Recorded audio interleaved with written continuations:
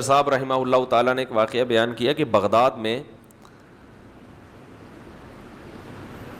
ایک دفعہ قحط پڑا تو کچھ لوگ خانقاہوں میں آیا کرتے تھے, بزرگوں کو بتایا کرتے تھے ہمیں عشق ہو گیا ہے کسی عورت سے ناجائز, تو آپ ہمارا یہ عشق ختم کریں. پہلے لوگوں کو یہ بڑی فکر ہوتی تھی. تو کہا اللہ کی طرف سے کیا ہوا کہ وہ ان کا عشق اتر نہیں رہا تھا. جو مشائخ ہیں علاج کر رہے ہیں, بھائی یہ کر لو وہ کہہ رہے ہیں, نہیں وہ دماغ سے بھوت اتر نہیں رہا. تو اللہ کی قدرت کے بغداد میں قحط پڑ گیا. فرمایا جب قحط پڑا ہے تو وہ سارے عاشقوں کا عشق خود بخود ہے. کسی سے پوچھو بھائی وہ چاہیے, تم کہہ رہے وہ نہیں, روٹی چاہیے بھائی مجھے. مجھے کیا چاہیے, مجھے شادی وادی نہیں, مجھے کیا چاہیے, بھلے کالی کلوٹی مل جائے, پہلے کیا بھائی اللہ کا واسطہ روٹی دے دو. تو یہ روٹی پانی ایسی چیز ہے کہ ابھی تو چونکہ سب کا پیٹ بھرا ہوتا ہے تو ہری ہری سوچتی ہے, یہ بھی مل جائے وہ بھی مل جائے, یہ بھی کر لیں وہ بھی کر لیں. اگر اللہ آسمان سے بارشیں برسانا چھوڑ دے یا رزق ہم سے کھینچ لے تو یہ سارے جو چہکتے ہوئے چہرے ہیں اور یہ سارے جو دماغ کے خناس ہیں یہ خود بخود نکل جائیں. یہ روٹی ہے پیٹ میں اترتی ہے, اسی وجہ سے عشق بھی چڑھتے ہیں. وہ ایک بزرگ تھے, ان کا ایک مرید تھا, وہ عاشق ہو گیا ان بزرگ کی باندی پہ. باندی بزرگ کی ہے, عاشق کون ہو رہا ہے, بزرگ کا مرید. ایسا عاشق ہو گیا کہ ہر وقت اس کے خیالات. تو وہ انہوں نے کہا اس کا ٹیکنیکل طریقے سے علاج, انہوں نے بہت سمجھایا بھائی یہ حرام عشق ہے, حرام محبت ہے, غلط ہے, آخرت خراب ہوگی. اس نے کہا بس میرے دماغ پہ مسلط ہو گئی ہے. آج کل تو بہت ہوتا ہے یہ عشق معاشقے نا انٹرنیٹ پہ فیس بک پہ, تو ان کے لیے بھی بہترین نسخہ ہے یہ. تو ان بزرگ نے جب کئی طرح سے سمجھایا, وہ مرید سمجھ کے نہیں دے رہا تھا, تو ان بزرگ نے کیا کیا, وہ حکیم بھی تھے, تو باندی کو جمال گوٹا کھلا دیا انہوں نے.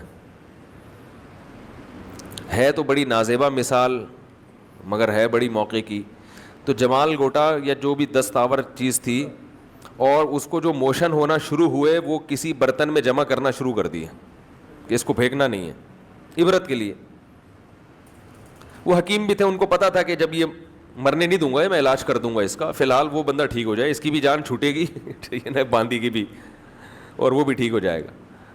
تو وہ برتے برتے جو ہے نا پورا جو بھی تھا حساب, اور اس باندی کی حالت ایسی ہو گئی, ہڈیاں نظر آنے لگیں, اس کے چہرے کی رونق ختم. وہ تو آپ دیکھو کچھ دن جب موشن ہوتے ہیں تو مریض کو دیکھنے کا بھی دل, وہ ثواب کے لیے تو لوگ دیکھ رہے ہوتے ہیں اس کو, مگر وہ اس کا سارا حسن ختم.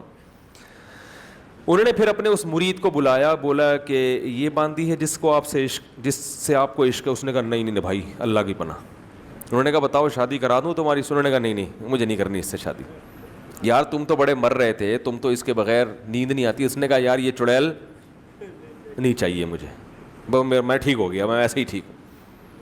تو انہوں نے پھر وہ جو گند بھرا ہوا تھا نا,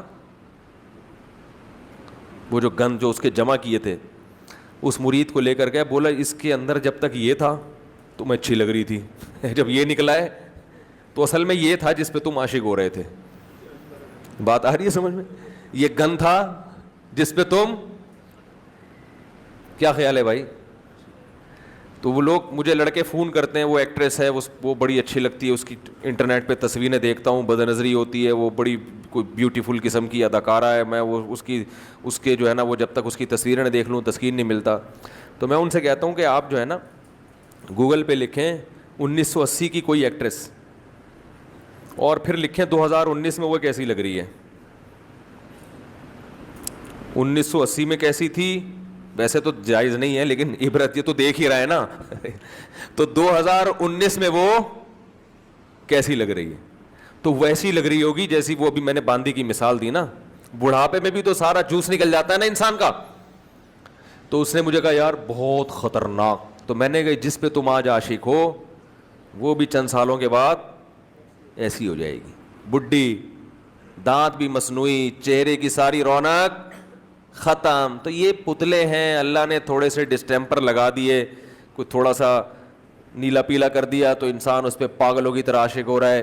تو شاعر نے ایسے موقع پہ کہا نا, ارے یہ کیا ظلم کر رہا ہے کہ مرنے والوں پہ مر رہا ہے. جس نے خود مرنا ہے بڈھے ہو کے اس کی ہڈیاں خراب ہو جائیں گی, جس نے خود مرنا ہے تو اس پہ اپنے آپ کو خراب کر رہا ہے, اپنے جسم کو گلا رہا ہے. جو دم حسینوں کا بھر رہا ہے بلند ذوق نظر نہیں ہے. حسینوں پہ جو مر رہا ہے اس کا ذوق نظر بلند, بولو بھائی, نہیں ہے. تو یہ بھی کس کی بیماری ہے میرے بھائی؟ دل کی بیماری. اور اس کا علاج اللہ نے کس میں رکھا ہے؟ قرآن میں. Thanks for watching.